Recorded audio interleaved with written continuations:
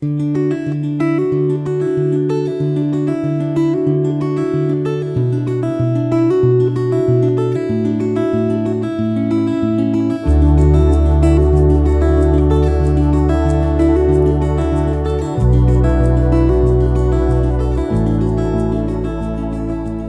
reading begins in Numbers, chapter 32, starting in verse 1. Now the children of Reuben and the children of Gad had a very great multitude of livestock. They saw the land of Jazer and the land of Gilead. Behold, the place was a place for livestock. Then the children of Gad and the children of Reuben came and spoke to Moses, and to Eleazar the priest, and to the princes of the congregation, saying, Ataroth, Dibon, Jazer, Nimrah, Heshbon, Elealeh, Sebam, Nebo, and Beon, the land which the Lord struck before the congregation of Israel, is a land for livestock, and your servants have livestock. They said, If we have found favor in your sight, let this land be given to your servants for a possession. Don't bring us over the Jordan. Moses said to the children of Gad and to the children of Reuben, Shall your brothers go to war while you sit here? Why do you discourage the heart of the children of Israel from going over into the land which the Lord has given them? Your fathers did so when I sent them from Kadesh Barnea to see the land. For when they went up to the valley of Eshcol and saw the land, they discouraged the heart of the children of Israel, that they should not go into the land which the Lord had given them. The Lord's anger burned in that day, and he swore, saying, Surely none of the men who came up out of Egypt, from 20 years old and upward, shall see the land which I swore to Abraham, to Isaac, and to Jacob, because they have not wholly followed me, except Caleb the son of Jephunneh the Kenizzite, and Joshua the son of Nun, because they have followed the Lord completely.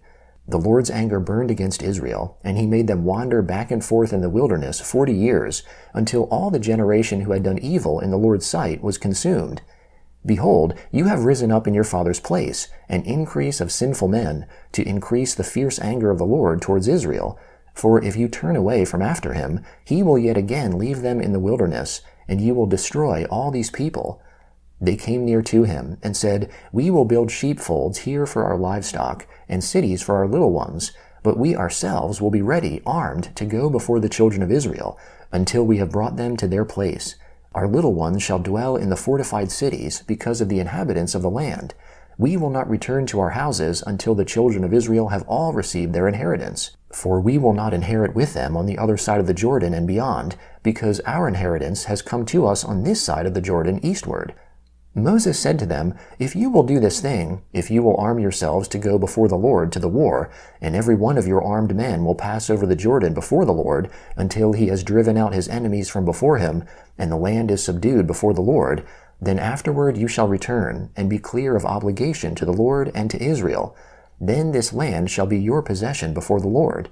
But if you will not do so, behold, you have sinned against the Lord, and be sure your sin will find you out. Build cities for your little ones, and folds for your sheep, and do that which has proceeded out of your mouth. The children of Gad and the children of Reuben spoke to Moses, saying, Your servants will do as my Lord commands. Our little ones, our wives, our flocks, and all our livestock shall be there in the cities of Gilead. But your servants will pass over, every man who is armed for war, before the Lord to battle, as my Lord says. So Moses commanded concerning them to Eleazar the priest, and to Joshua the son of Nun, and to the heads of the fathers' households of the tribes of the children of Israel.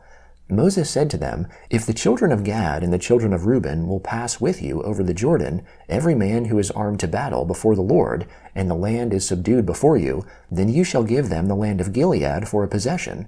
But if they will not pass over with you armed, they shall have possessions amongst you in the land of Canaan. The children of Gad and the children of Reuben answered, saying, As the Lord has said to your servants, so will we do.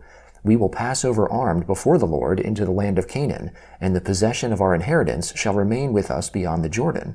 Moses gave to them, even to the children of Gad, and to the children of Reuben, and to the half-tribe of Manasseh the son of Joseph, the kingdom of Sihon, king of the Amorites, and the kingdom of Og, king of Bashan, the land according to its cities and borders, even the cities of the surrounding land. The children of Gad built Dibon, Ataroth, Aror, Atroth-Shophan, Jazer, Jogbehah, Beth-Nimrah, and Beth-Haran, fortified cities and folds for sheep.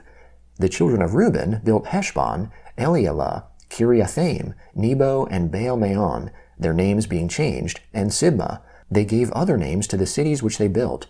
The children of Machir, the son of Manasseh, went to Gilead, took it, and dispossessed the Amorites who were therein. Moses gave Gilead to Machir, the son of Manasseh, and he lived therein. Jair, the son of Manasseh, went and took its villages, and called them Havoth Jair. Nobah went and took Kenath and its villages, and called it Nobah, after his own name. These are the journeys of the children of Israel when they went out of the land of Egypt by their armies under the hand of Moses and Aaron. Moses wrote the starting points of their journeys by the commandment of the Lord. These are their journeys according to their starting points. They traveled from Ramses in the first month, on the 15th day of the first month. On the next day after the Passover, the children of Israel went out with a high hand in the sight of all the Egyptians, while the Egyptians were burying all their firstborn, whom the Lord had struck amongst them. The Lord also executed judgments on their gods. The children of Israel traveled from Ramses and encamped in Succoth. They traveled from Succoth and encamped in Etham, which is in the edge of the wilderness. They traveled from Etham and turned back to Pi-hahiroth, which is before Baal-zephon, and they encamped before Migdol. They traveled from before Hahiroth and crossed through the middle of the sea into the wilderness. They went 3 days' journey in the wilderness of Etham and encamped in Marah. They traveled from Marah and came to Elim. In Elim there were 12 springs of water and 70 palm trees, and they encamped there. They traveled from Elim and encamped by the Red Sea. They traveled from the Red Sea and encamped in the wilderness of Sin. They traveled from the wilderness of Sin and encamped in Dophkah. They traveled from Dophkah and encamped in Alush. They traveled from Alush and encamped in Rephidim, where there was no water for the people to drink. They traveled from Rephidim and encamped in the wilderness of Sinai. They traveled from the wilderness of Sinai and encamped in Kibroth Hattaavah. They traveled from Kibroth Hattaavah and encamped in Hazeroth. They traveled from Hazeroth and encamped in Rithmah. They traveled from Rithmah and encamped in Rimmon Perez. They traveled from Rimmon Perez and encamped in Libnah. They traveled from Libnah and encamped in Rissah. They traveled from Rissah and encamped in Kehelathah.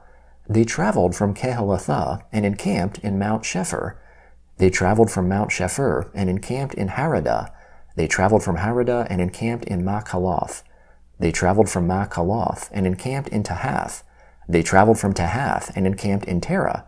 They traveled from Terah and encamped in Mithkah. They traveled from Mithkah and encamped in Hashmanah. They traveled from Hashmanah and encamped in Moseroth. They traveled from Moseroth and encamped in Bene Jaakan. They traveled from Bene Jaakan and encamped in Hor Haggidgad. They traveled from Hor Haggidgad and encamped in Jotbathah. They traveled from Jotbathah and encamped in Abranah. They traveled from Abranah and encamped in Ezion-Geber. They traveled from Ezion-Geber and encamped at Kadesh in the wilderness of Zin. They traveled from Kadesh and encamped in Mount Hor, in the edge of the land of Edom. Aaron the priest went up into Mount Hor at the commandment of the Lord and died there in the 40th year after the children of Israel had come out of the land of Egypt, in the 5th month, on the 1st day of the month.